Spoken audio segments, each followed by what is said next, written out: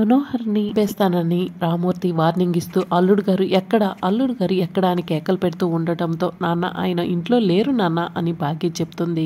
అప్పుడు రాథోడ్ అక్కడికి వస్తాడు. ఏంటి రాథోడ్, నాకు నిజం చెప్పాల్సి వస్తుందని నాకు నిజం చెప్పలేక మొహం చాటేస్తారా? అల్లుడు గారు నా నుంచి తప్పించుకుని పారిపోయారా? చెప్పు రాథోడ్. అల్లుడు గారు కనీసం నువ్వైనా నిజం చెప్పు. నీకు కూడా ఆ నిజం తెలుసని అల్లుడు గారు నా దగ్గర నిజం దాచుతున్నారని నీకు కూడా తెలుసు.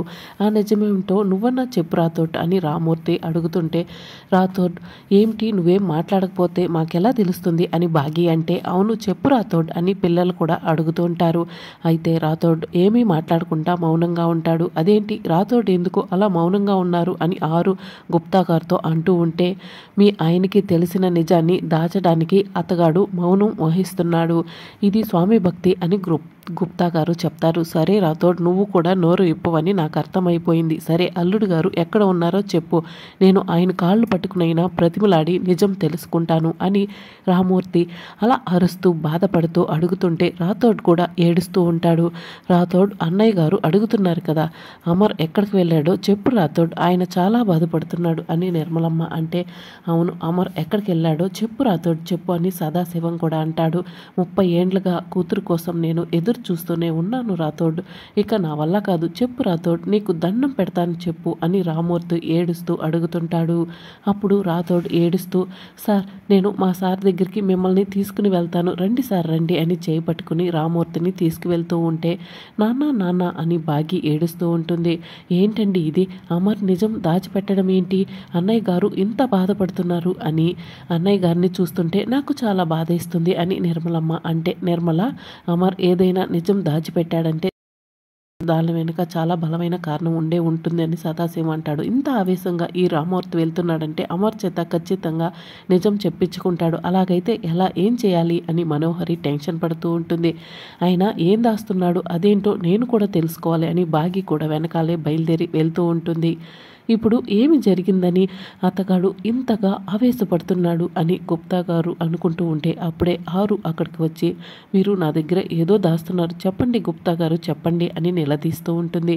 మేము విచిత్ర గుప్తులము, మానవుల దగ్గర మాకు దాయవలసిన అవసరం ఏముంది అని గుప్తా గారు కవరింగ్లు చేస్తూ ఉంటే, లేదు మీరు నా దగ్గర ఖచ్చితంగా నిజం దాయటానికే ప్రయత్నిస్తున్నారు, లేకపోతే మిస్సమ్మ వాళ్ళ అక్క గురించి ఆయనకి తెలిసినా కూడా ఎవరికీ చెప్పకుండా నిజం దాచిపెట్టడం ఏంటి, నా తల్లిదండ్రుల గురించి నిజం తెలిసిన ఆయన ఎవరికీ చెప్పకుండా దాచిపెట్టడం ఏంటి, ఇప్పుడు రామూర్తి గారికి నిజం చెప్పాల్సి వస్తుందని ఆయన ముఖం చాటేసి ఇంట్లో నుంచి వెళ్ళిపోవటం, రాథోడేమో ఆయన దగ్గరికి తీసుకువెళ్తానని ఆయన్ని తీసుకుని వెళ్ళటం, అసలు ఇన్ని నిజాలు ఆయనకి దాచిపెట్టవలసిన అవసరం ఏముంది అని ఆరు బాధపడుతూ ఉంటే, చూడు బాలిక, గతం గురించి తెలుసుకుని ఏం చేస్తాము, ఉన్న 3 దినాలు సంతోషంగా ఉండు బాలిక అని గుప్తా గారు అంటే, సంతోషమా, నాకు అసలు సంతోషం ఎక్కడి నుంచి వస్తుంది, నేను చనిపోయి బిడ్డలకి దూరంగా వెళ్ళిపోతున్నాను, మనోహరి నా ప్రాణాలు తీసిన తర్వాత కూడా నా కుటుంబాన్ని నాశనం చేయాలని చూస్తుంది, ఇప్పుడు జరిగిన దానికి సంతోషపడాలా, దేంట్లోనూ కూడా నాకు సంతోషం లేదు గుప్తా గారు,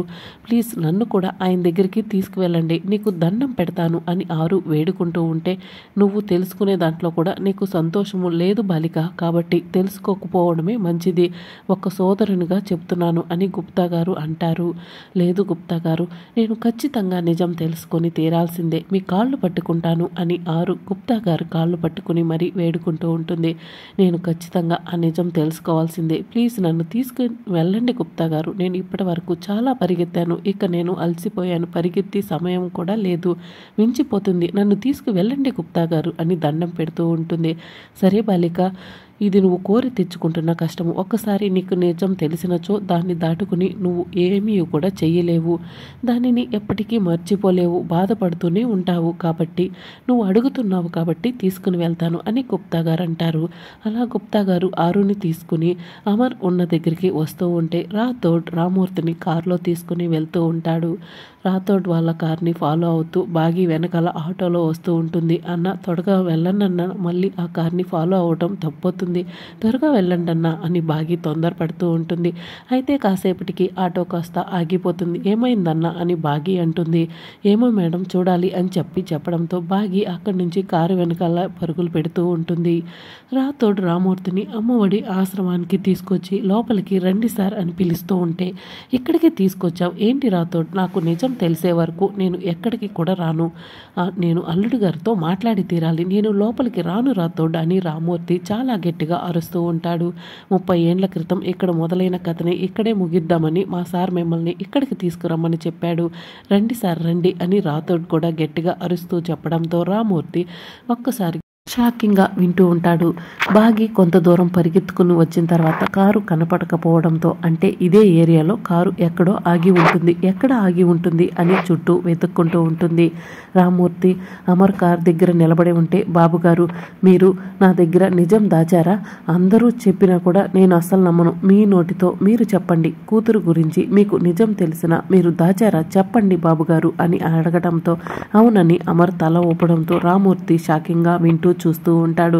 30 ఏళ్ల క్రితం మా అమ్మ నా దగ్గర నిజం దాచి నన్ను మోసం చేసింది. ఇప్పుడు మీరు కూతురు గురించి నిజం తెలిసినా కూడా నిజం దాచిపెట్టారా? మా అమ్మ, ఆ దేవుడు, విధి నాతో ఆడుకుంటూ నిజాలను దాచిపెట్టారు. వాటికన్నిటికంటే మీరు నా దగ్గర నిజం దాచినందుకు నాకు కోపం కంటే కూడా ఎక్కువగా బాధగానే ఉంది.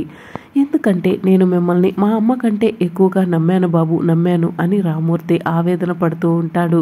30 ఏళ్ల నుంచి చావుతో కూడా పోరాడుతూ కూతురు గురించి నిజం తెలుసుకోవాలనుకున్నాను. ఇక నాకు ఓపిక లేదు. మీకు దండం పెడతాను, కూతురు గురించి నోరు విప్పండి బాబు, నిజం చెప్పండి బాబు అని రామూర్తి దండం పెడుతూ వేడుకుంటూ ఉంటాడు.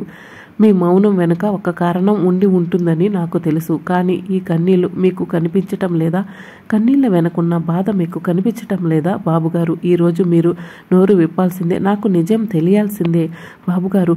కారణం ఏదైనా కావచ్చు, కానీ కూతురు గురించి నిజం దాయాల్సిన హక్కు మీకు లేదు అని రామూర్తి అంటాడు. దాంతో రాథోడ్కి చాలా కోపం వస్తుంది. రామూర్తి గారు, మీరు అసలు ఏం మాట్లాడుతున్నారో అర్థమవుతుందా? సార్కి దాచే హక్కు లేదా? ఎందుకు లేదండి? అసలు ఇదంతా మా సారు హక్కుతో చేయటం లేదు, బాధ్యతతో చేస్తున్నాడు. మీరు ఎంత మాట్లాడినా, ఎన్నేసి మాట్లాడినా మా సారు నోరు విప్పి నిజం చెప్పడు. ఎందుకంటే ఆ నిజం తెలుసుకున్న తర్వాత దాని వెనక మీరు చాలా బాధపడాల్సి వస్తుంది. ఆ నిజం తెలిసిన తర్వాత మీకు తట్టుకుని నిలబడే శక్తి లేదు కాబట్టి అని రాథోడ్ అంటాడు. ఆ పరమశివుడు విషయాన్ని కంటాన దాచుకున్నట్లు మా సారు కూడా అలాగే దాచుకున్నాడు అని రాథోడ్ అంటే కూతురు గురించి నిజం నీకు కూడా తెలుసా?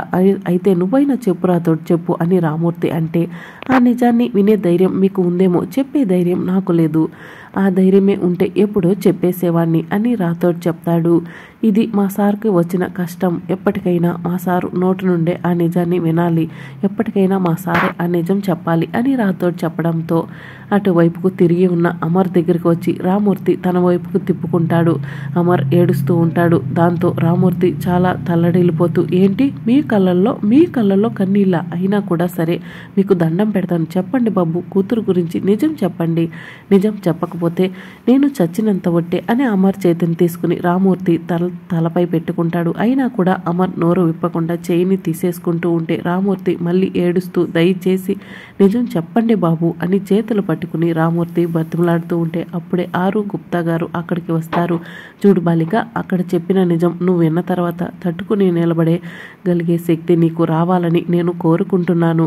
నువ్వే వినుము అని గుప్తా గారు అంటారు. అప్పుడే ఆరు ఉన్న వైపు అమర్ చూస్తూ ఉంటాడు. ఆరు అక్కడికి వచ్చినట్లు అమర్కి అర్థమైపోయి ఆరు ఉన్న వైపే అమర్ చూస్తూ ఉంటే, గుప్తా గారు ఆయన ఎందుకు నా వైపే చూస్తున్నారు అని ఆరు అడుగుతూ ఉంటుంది. నేను వచ్చినట్లు ఆయనకి తెలిసిపోయిందా, అందుకే చూస్తున్నారా అని ఆరు అడుగుతుంటే అమర్ మాత్రం అలాగే చూస్తూ ఉంటాడు. ఇంకో వైపు బాగి ఇంకా పరుగులు పెడుతూ అక్కడికి వస్తూనే ఉంటుంది.